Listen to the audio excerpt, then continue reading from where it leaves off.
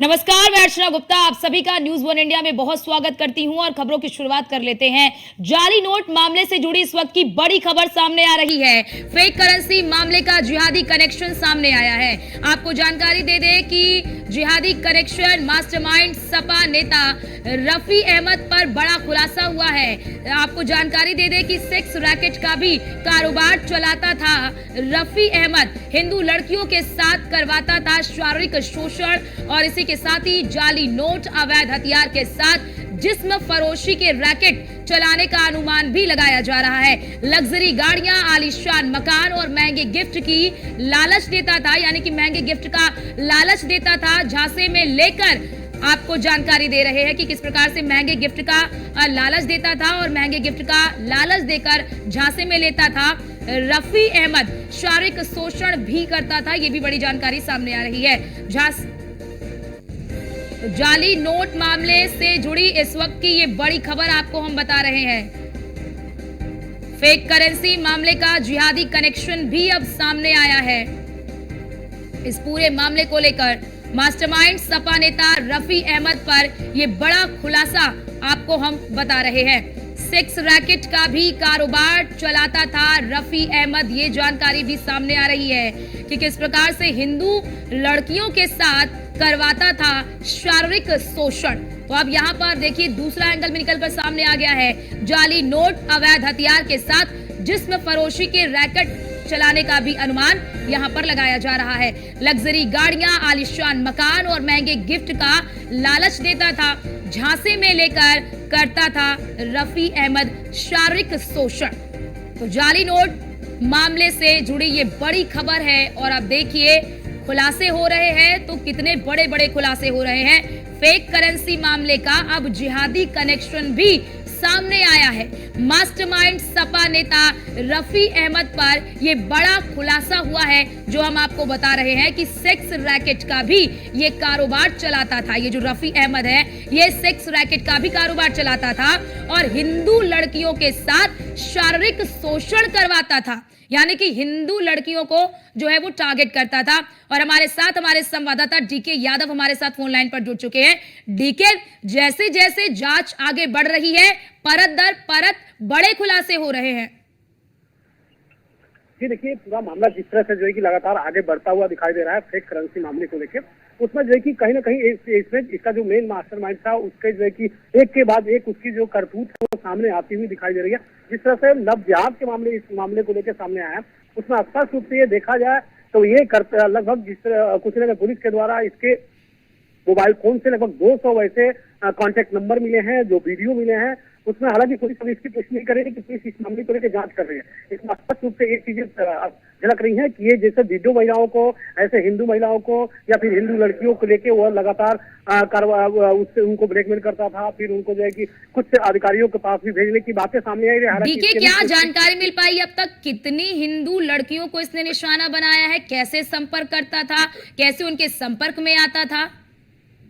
जी देखिए, सबसे पहले तो इसके द्वारा जो इसका मेन मास्टरमाइंड है बबलू खान, वह हिंदू लड़कियों को नौकरी दिलवाने के नाम पे, जैसे जीएसटी का यहाँ ऑफिस में नौकरी दिलवाने के लिए किसी दूसरे ऑफिस में नौकरी दिलवाने के नाम पे उन्हें बुलाता था, फिर उन्हें अपने जो है कि जाल में फंसाता था, फिर उन्हें उनके साथ ब्लैकमेलिंग करता था और इस तरह से उनका जो है कि धर्म परिवर्तन की बातें सामने आ रही है कि धर्म परिवर्तन भी कराता था, शादियां भी कराता था। ठीक उसी तरह से जो विधवा महिलाएं होती थी, जो विधवा महिलाएं होती थी, उनके साथ भी ठीक इसी तरह से जो है कि धंधा करता था और उनके साथ शादी भी कराने की बातें कई महिलाएं हैं जिनके साथ सामने आई है और इस तरह से ब्लैकमेल करता था। विशेष करके जो हिंदू महिलाएं हैं, हिंदू लड़कियां हैं, इनके साथ इस तरह का जो है कि इसका धंधा बहुत पहले से चला आ रहा था, लेकिन इस पर कहीं ना कहीं एक तरह से देखा जाए तो पर्दा डला हुआ था। जो भी जिम्मेदार हो या फिर जो है कि इसके जो करतूत है वो सामने नहीं आई थी। लेकिन यह जो है कि फेक करेंसी मामले जैसे जो है कि सामने आया है, उसके बाद जीएसटी को लेके तमाम तरह के जो है कि फर्जी जीएसटी के कागजात बना देना, फर्जी जीएसटी के कागज बना के और उन लोगों को दे देना, इन तमाम तरह की चीजों को लेके और जब जांच एजेंसियां जांच की है उसके बाद जो है कि पता चला है कि ये धर्म परिवर्तन का भी मामला इसमें जो है कि सामने आया है। ये सेक्स रैकेट का कारोबार कहाँ पर चलाता था? क्या इसकी जानकारी मिल पाई है? किन जगहों पर, किन स्थानों पर ये सेक्स रैकेट चलाता था? जी देखिए, सेक्स रैकेट की जो बात करें तो सेक्स रैकेट की बातें जो है कि अभी पुष्टि नहीं हो पाई है, लेकिन ये जो है धर्म परिवर्तन, लव जिहाद वाले जो मामले हैं, इस तरह के मामले को लेकर ये लगातार जो है कि उसमें संलिप्त था और व्यापक पैमाने पर संलिप्त था। जैसे कि मैं पहले ही बताया हूँ कि कुशीनगर पुलिस के हाथ एक जो है वीडियो उसका मोबाइल फोन लगा हुआ है, जिसमें तमाम तरह के ऐसे आपत्तिजनक वीडियो दिखा है, फोटोज हैं, जिससे अगर उसकी जांच अगर पुलिस कर रही है, अगर उस जांच को गहनता से अगर कुशीनगर पुलिस कर रहे हैं या फिर एनआईए की टीम कर रहे हैं, तो उसमें कुशीनगर जनपद के जो तमकीरा तहसील क्षेत्र के लोग हैं वो लगभग ऐसे दर्जनों लोग इसमें संलिप्त पाए जाएंगे और उनके खिलाफ कार्रवाई हो सकती है। लेकिन यह सबसे बड़ी बात यह है कि इन सब चीजों को लेकर जिस तरह से पुलिस लगातार कार्रवाई कर रही है, एनआईए की टीम कार्रवाई कर रही है, लेकिन इसके बावजूद भी अब तक जो है कुछ सुराग नहीं लगा है। कहीं ना कहीं इनका जो मास्टरमाइंड है, इनसे आगे भी जो है कहीं ना कहीं वो छुप के बैठा हुआ है या उसके इशारे पर इस तरह की चीजें जो है कि ऑपरेट हो रही थी। इन सारी चीजों का सवाल का जवाब अभी बाकी है। हालांकि एनआईए की जो टीम है, कुशीनगर की जो पुलिस टीम है, वे लगातार इन मामले को लेकर जांच कर रही है और लगातार जांच की बात करें तो आज लगभग हफ्ता भी होने जा रहा है, लेकिन अभी भी इसमें कई लोग अभी जांच की दायरे डीके क्योंकि बड़े बड़े खुलासे हो रहे हैं, जैसा आप बता रहे हैं, लव जिहाद का एंगल या फिर सेक्स रैकेट का एंगल, तमाम तरह के इसमें एंगल निकलकर सामने आ रहे हैं। तो ऐसे में अब तक अगर बात कर ले तो जो रफी अहमद है, इससे जुड़े कितने लोगों से पूछताछ हुई है?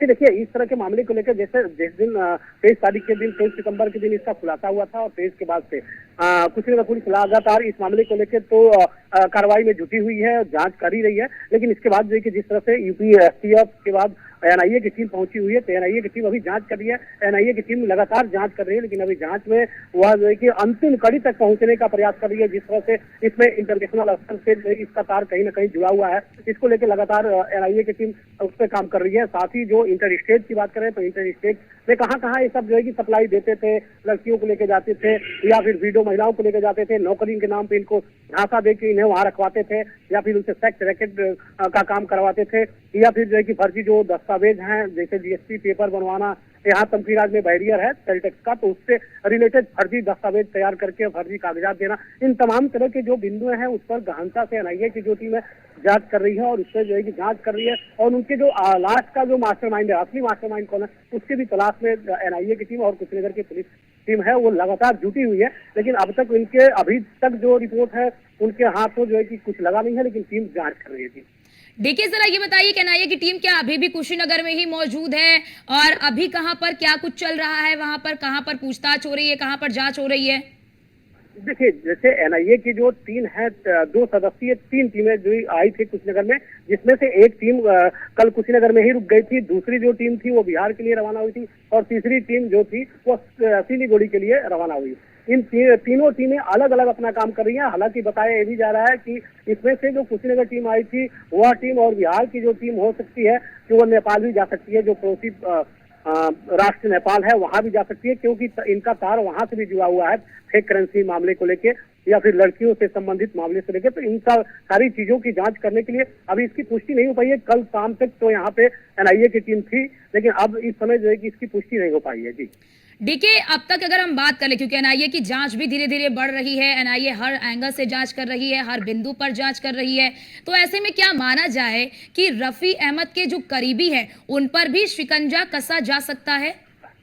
जी बिल्कुल। देखिए, इस तरह की चीज को लेके जो एनआईए की टीम है या फिर कुशीनगर पुलिस जो है वो लगातार जो रफी अहमद और जो भी इसमें और भी 2-3 ऐसे आरोपी हैं जिनसे संबंधित जो भी लोग हैं उनकी मोबाइल को सर्विलांस से लगा दिया गया है और भी जो उनके चीजें गतिविधियां उस पर भी एनआईए की टीम और कुशीनगर पुलिस लगातार उस पर अपने नजर बनाई हुई है कि कौन कहाँ जा रहा है, क्या कर रहा है। इन सारी चीजों को लेके लगातार जो है कि जांच हो रही है। पुलिस हो या फिर एनआईए की टीम हो, कार्रवाई करने के जद में है, कार्रवाई कर भी रहे हैं, लेकिन अब तक इससे संबंधित कोई भी जो आरोपी कहा जाए वो गिरफ्तार नहीं हुआ है या पुलिस के सामने अगर पुलिस के हाथों या फिर एनआईए की टीम के हाथों आया भी है तभी मीडिया के सामने उसे पेश नहीं किया गया। सबसे बड़ी बात यह है यहाँ पे कि एक तरह से देखा जाए तो पूरे जो कुशीनगर जनपद का तमकीरा तहसील क्षेत्र है वहाँ कहीं न कहीं एक तरह से देखा जाए तो इनसे जुड़े हुए लोगों के अंदर दहशत का माहौल बना हुआ है।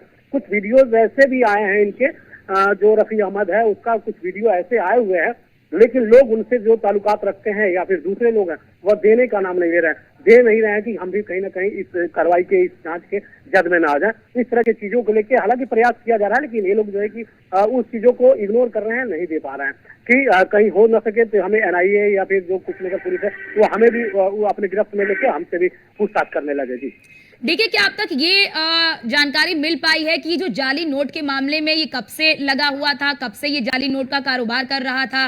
क्या अब तक एनआईए को ये जानकारी मिल पाई है? जी देखिए, उसी से रिलेटेड जो मामला रहा, कुशीनगर में जैसे एनआईए की टीम आई तो ये पता लगाई कि वास्तव में कहीं ना कहीं इनका तार कहाँ से जुड़ा हुआ था। ये जो फेक करेंसी थी यह कुशीनगर के अलावा कहीं दूसरे प्रांत में तो नहीं छप रही थी, नेपाल राष्ट्र में तो नहीं छप रही थी, या फिर पाकिस्तान के रास्ते, पाकिस्तान से नेपाल के रास्ते इंडिया में, तो यहाँ कुशीनगर में तो नहीं आ रही थी। इन सारी बिंदुओं की बड़ी गहनता के साथ जो एनआईए की टीम है वो जांच कर रही है, इसीलिए इनके जांच में थोड़ा डिले भी हो रहा है। लेकिन इन सब सारी चीजों को लेके एनआईए की टीम बिल्कुल गहनता से जांच करिए कि छपी करेंसी कहाँ आई, कहाँ किसके माध्यम से आई, इन सारे बिंदुओं को गहनता से जांच कर रही है एनआईए की टीम। और इसको जो है कि जल्दी देखेंगे आप, इसका जो है कि खुलासा होगा और उससे जो भी लोग जुड़े हुए हैं उनका जो है कि पर्दाफाश होगा। ठीक है, बहुत शुक्रिया डीके आपका हमारे साथ जुड़ने के लिए और ये महत्वपूर्ण जानकारी हमारे दर्शकों तक साझा करने के लिए कि आखिरकार ये जो मास्टरमाइंड है, इस मास्टरमाइंड को लेकर किस तरह के बड़े खुलासे सामने आ रहे हैं। और आपको चलिए आपकी टीवी स्क्रीन पर हम कुछ महत्वपूर्ण बिंदु दिखा रहे हैं। फेक करेंसी का मास्टरमाइंड औरंगजेब और परवेज इलाही पर 8 मुकदमे दर्ज है और मामला क्या है वो भी हम आपको दिखा रहे हैं। एक साइड आप देखिए कि क्या है पूरा मामला और एक साइड आपको दिखा रहे हैं कि इस मामले से जुड़े क्या क्या तथ्य सामने आए हैं। नियाजुद्दीन उर्फ मुन्ना पर भी कई मुकदमे दर्ज हैं। सपा नेता रफीक अहमद पर 11 गंभीर मुकदमे हैं और एक तक देखिए आपको दिखा रहे हैं कि एनआईए की 3 सदस्यीय टीम जांच कर रही है। फेक करेंसी का मास्टरमाइंड है रफीक अहमद।